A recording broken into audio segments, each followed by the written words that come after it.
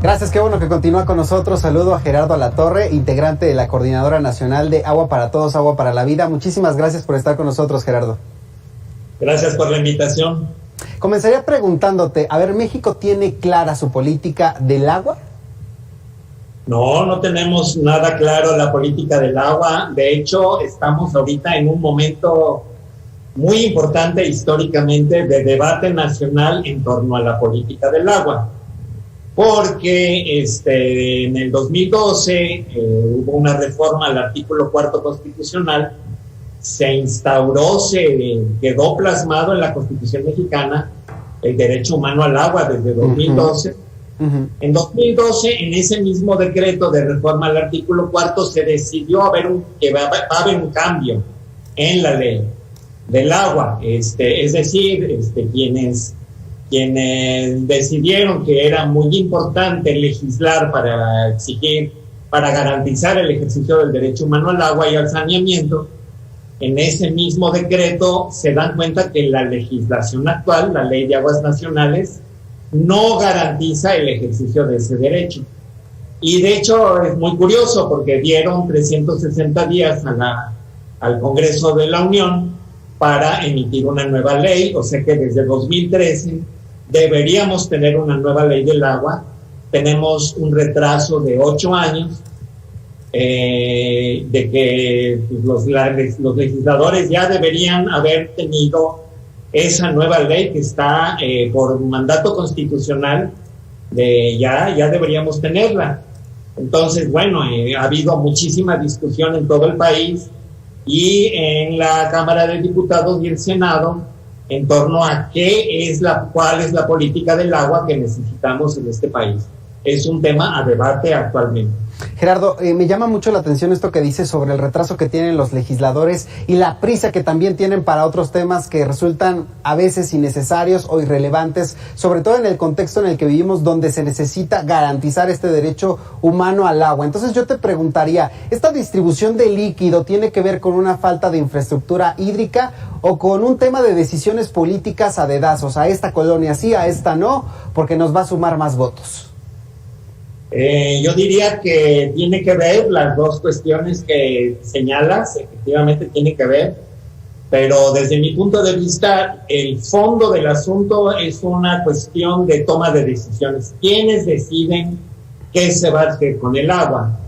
La actual ley, la Ley de Aguas Nacionales, es una ley de 1992, es una ley diseñada casi en función de los intereses de las corporaciones, de las grandes empresas. Tenemos una ley que tiene muy contentos a los empresarios del agua, a las embotelladoras, a quienes proveen servicios privados de agua y saneamiento en algunos municipios de este país, no muchos, pero sí han privatizado el servicio. Pero también está a la medida de quienes están ahorita requiriendo grandes volúmenes de agua para industrias y emprendimientos como la minería, como las hidroeléctricas, como el fracking, la fractura hidráulica. Es decir, hay grandes empresas que están requiriendo grandes volúmenes de agua y que además están generando problemas de contaminación de esta agua. Ahorita, quienes tienen este poder de decidir qué hacer con el agua son principalmente estas empresas. Ahorita tenemos una ley de corte neoliberal diseñada en función de estos grandes intereses privados en torno al agua. En parte por eso es la urgencia ya detectada desde 2012 de tener una nueva ley que realmente garantice que el agua no se maneje como una mercancía, sino que se garantice como un bien común. Y en eso estamos. Ahora, esta salud hidrológica de las presas, veíamos el caso, por ejemplo, de Jalisco, veíamos también el caso del Estado de México. ¿Dirías tú que está en la agenda de aquellos candidatos que pretenden aspirar a un cargo público en este país? Pues hay de los que están, los candidatos y candidatas actuales hay de todo, hay todo tipo de enfoques en la clase política, desde los enfoques tecnocráticos que tanto daño nos han hecho, de pensar que el manejo del agua es una cuestión de tubos, bombas, tanques, ductos, etcétera, digamos, la parte técnica de la gestión del agua. Hay muchos tecnócratas entre quienes están buscando un puesto de representación popular, pero también hay gente que ya tiene una mirada mucho más innovadora, a la altura de los grandes retos de nuestra época. Y por los grandes retos de nuestra época me refiero principalmente a que ya el cambio climático ya es una realidad, no es un escenario a futuro de que a lo mejor nos llega a afectar el cambio climático global. No, ya estamos en tiempos de cambio climático global. Nadie se escapa, en ningún rincón de este planeta queda al margen de este fenómeno que está modificando los patrones de lluvia, los patrones de temperatura. Ya no tenemos las regularidades. Siempre ha sido irregular el sistema climático, pero ahora lo es más que nunca. Ya, si antes había irregularidades, estamos llegando a una situación de caos en los patrones climáticos. Cada vez es más difícil prever cuándo va a llover, cuánto va a llover. Sí. Y tenemos que estar preparados y preparadas para hacer frente a este proceso que nos plantea retos mayúsculos en términos de política pública.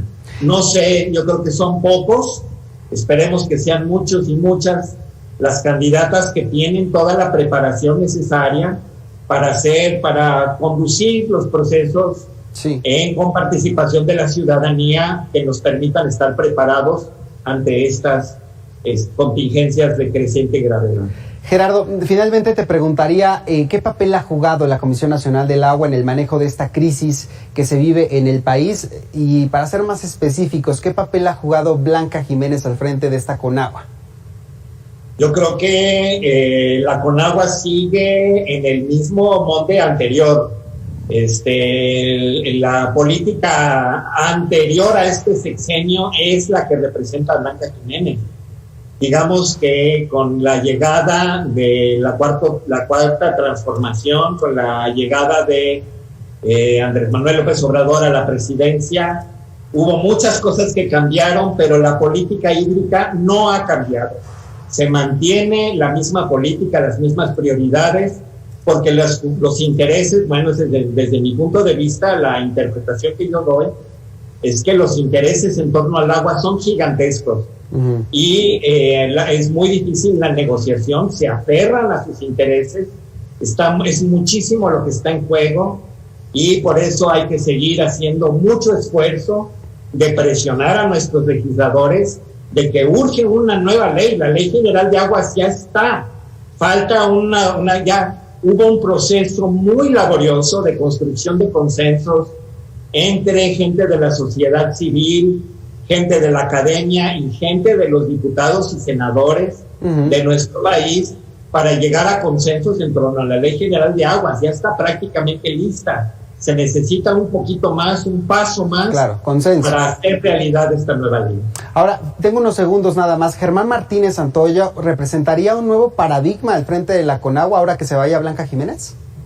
Yo lo dudo, pero no tengo mucho conocimiento. Tampoco he visto que él tenga un perfil para hacer efectivo eso que dice la reforma al artículo 4 constitucional, de que tiene que ser esta política hídrica con participación de la ciudadanía.